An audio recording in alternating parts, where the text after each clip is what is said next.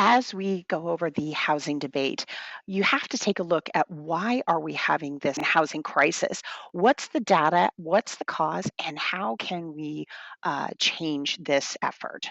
We are in a housing mismatch right now. We have many, many seniors who, by change of circumstance, due to low interest rates that they had refinanced to, and due to Proposition 13, you have single and couples living in these huge single family homes, and they're sort of trapped there because they don't want to change their property taxes, and it would be more expensive to buy a smaller home than to keep the one that they have now. Well, that takes up all the single family homes that young growing couples would like to have. Also, it forces many multi generational families to live in smaller homes. That's the mismatch. The reason for this is because when the boomers came about, they were a huge generation. So through the 50s and 60s and 70s, we built massive amounts of housing for the baby boomers. But when Gen X came along, we were a smaller population than the boomers. So there was no reason to build housing. Therefore, we didn't build housing for almost 40 years. That's almost bizarre in a country's history or any type of history.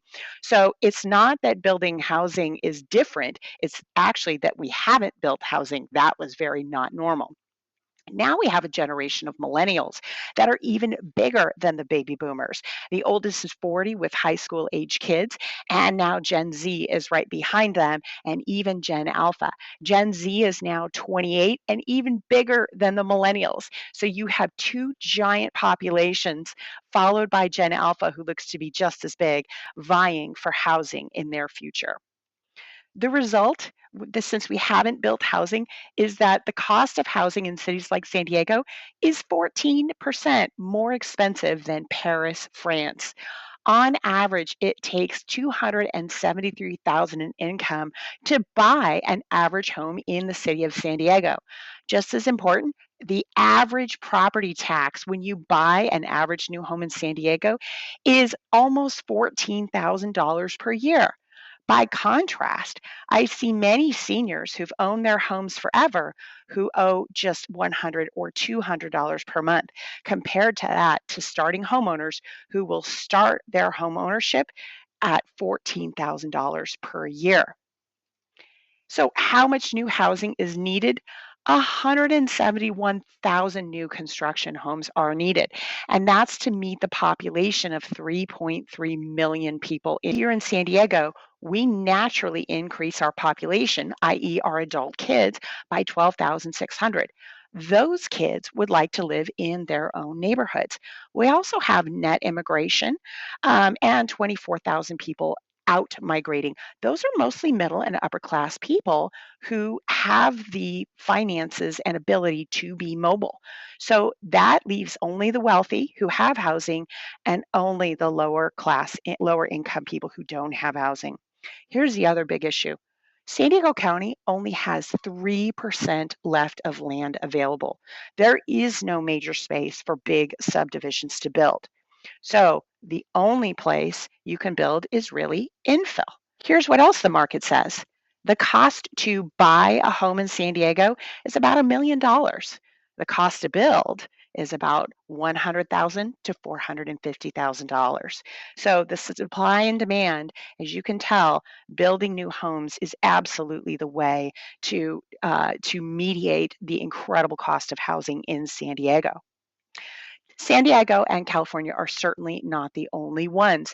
The entire nation, and in fact, the entire world, is facing a housing crisis. And so, what many policymakers are doing is called upzoning. Upzoning is where you take swaths of neighborhoods, certain neighborhoods, and you upzone them from, say, a single family property to multifamily properties. In the United States, Minneapolis really took the brunt of this in 2017 by upzoning about 75% of its city from an R1 zoning, which is for single family homes, and upzone them to R3 units, meaning up to 3 units could now be built on the property. Neighborhoods across the United States and the world have continued upzoning.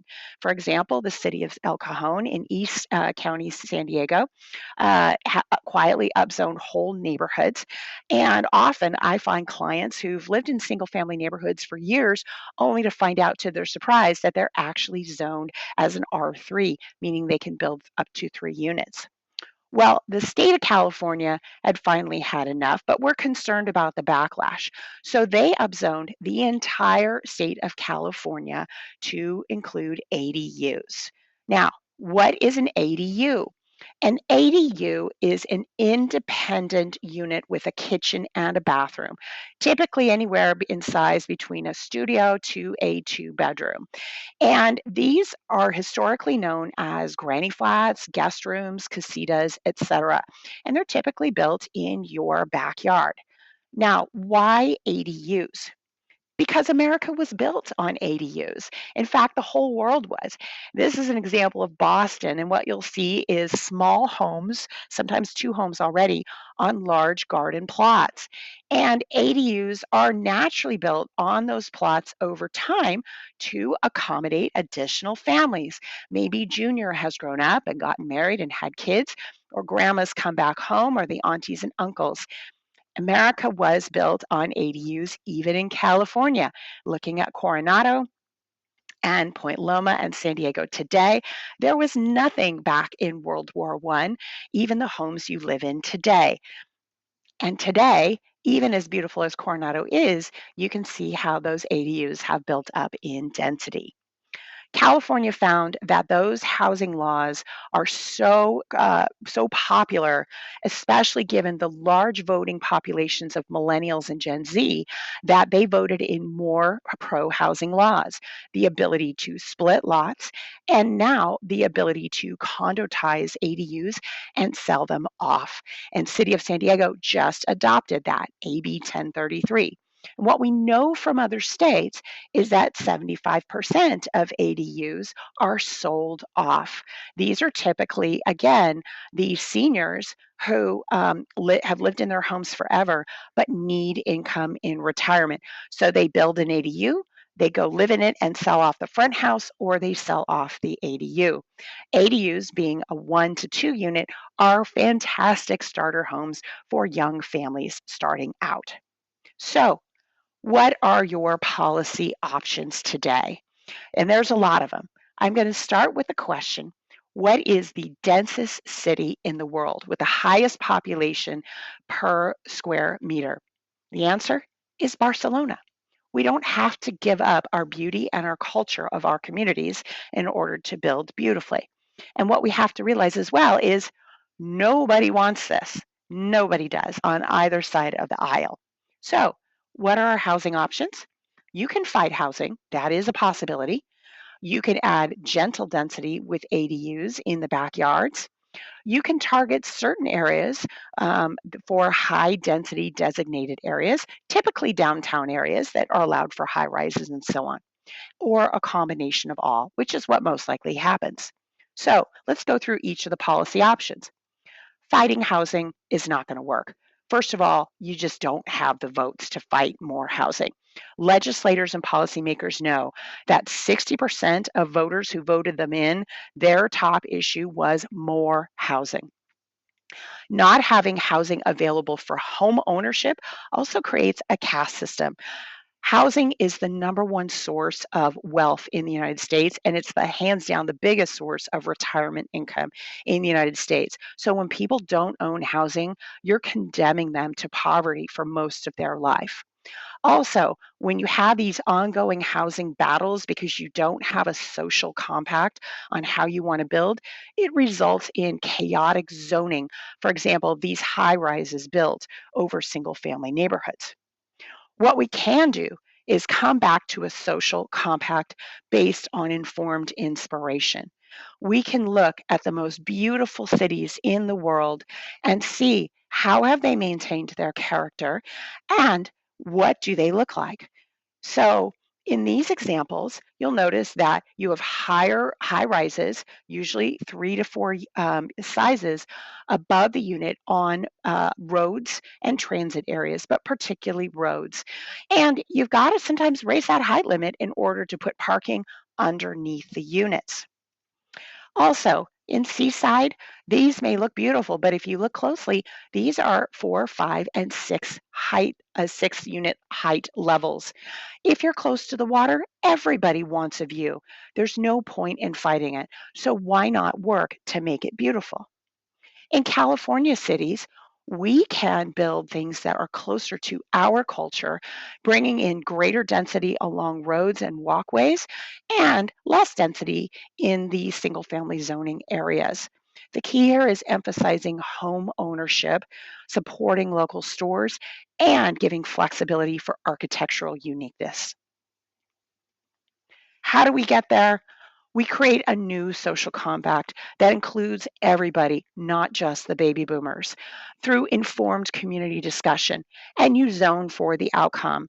You have to talk with contractors about what projects will pencil out the best for them, and therefore where to zone for where you want those types of projects.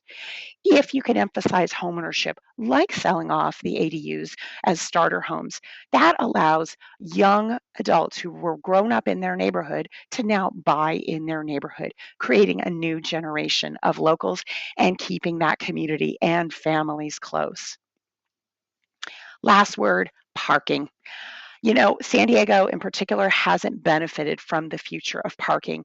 And I would like to start out by saying housing is more important than parking. However, um, parking ultimately is being transformed by companies like Waymo, Robotaxi, and more.